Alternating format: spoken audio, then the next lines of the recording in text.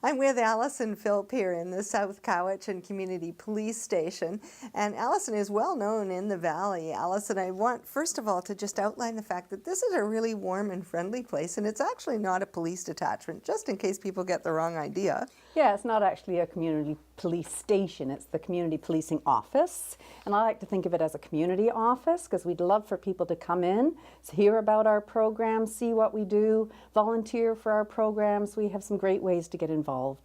Now let's talk about the fact that you're actually fighting crime. In some ways you are like the police that way. You involve a lot of volunteers, as we've already heard about through Block Watch and Speedwatch. But how are the crime statistics in this particular area? Because I know you serve Cobble Hill, Shawnigan Lake and Mill Bay. Mm-hmm. Well, in the past, we've had, for our fan out, we received messages from the sergeant at Shawnigan Police Detachment. And in the past, there has been a fairly regular communication with things that we can fan out.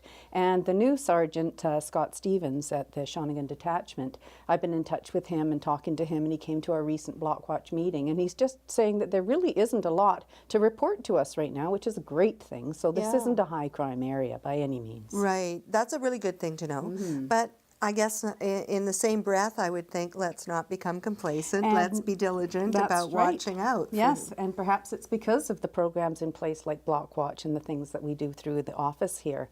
You know, people are watching out for each other, and that's a good way to prevent crime. The Block Watch signs, just having a Block Watch sign in a neighborhood is enough of a deterrent. And it's, again, something to remember. Caring for each other, watching out for people's property, watching out for each other's children. It all comes down to really a great community to live in. Most of us enjoy that on Vancouver Island. I want to talk about some of the programs that we haven't already touched on, Allison. Lake Watch, I understand, is happening at Shawnigan particularly, and how does that work? Well, it's a brand new program. Shawnigan in the summertime can sometimes be a bit of a problem with people mostly going too fast in their boats, creating a big wake, and you know, just that kind of thing. So we've started a program, and it's mainly a reporting program at the moment. On our website, there are reporting forms, an online form and a printable form that anybody can use to report, you know, unseemly behavior on the lake.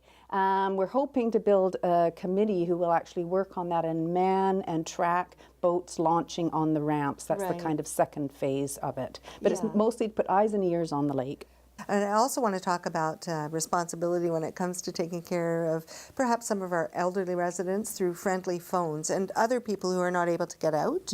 Exactly. We have a great program we call Friendly Phones, and it's just a friendly morning phone call. We have some very dedicated volunteers, very friendly and loving volunteers who the clients just love to hear from in the morning.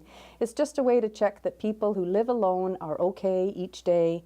We have a system whereby if we're not able to get a hold of people, we have contacts that we can call to get them to just go and check on each other. It's just so that people can stay living in their homes alone longer without having to worry about something happening and nobody knowing. So that could be a really easy place to volunteer. If all I have to do is call somebody in the morning and check in on them. So how do volunteers become involved here? Just come in and meet with me or phone and let me know that you'd like to get involved, and we have a little interview. We can find out what you're most interested in being involved in. We can always find a fit for everybody. Okay. Now, speaking of a fit, something in development is Positive Peers and involves more of the younger people in the community? What we're trying to do, we've had a program in the past called Positive Tickets, where tickets are given out by the RCMP in the past over the summer months to kids caught in the act of doing something good.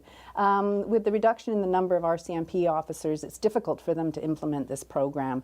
So I've been working with our student. We have an intern student working with us at the moment, and we're putting together a program we call Positive Peers. And it's a program where students in schools get mentored by an RCMP officer to be the ones to give out positive tickets to their peers in schools, and also be somebody that kids can go to if they're being bullied, that kind of thing.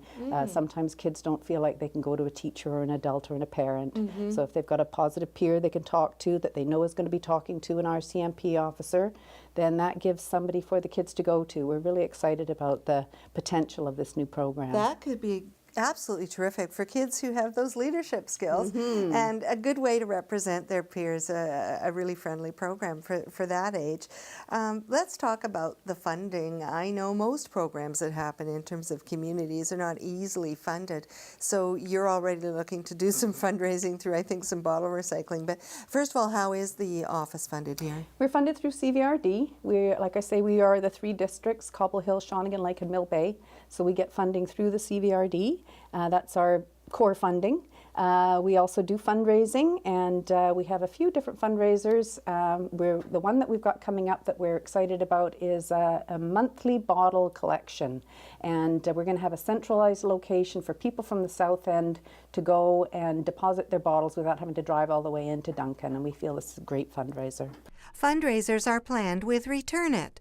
Bring your recyclable items as a donation on the 3rd Saturday of each month between 10 a.m. and 3 p.m.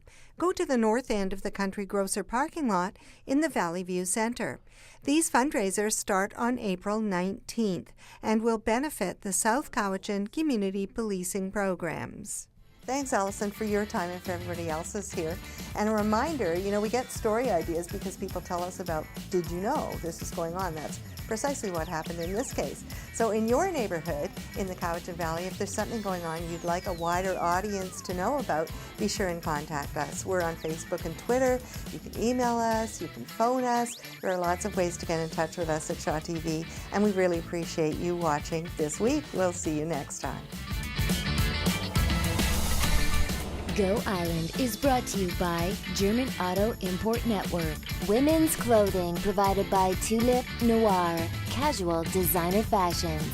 Men's wardrobe by DG Bremner & Co. Menswear and accessories. Hair services provided by Salon J.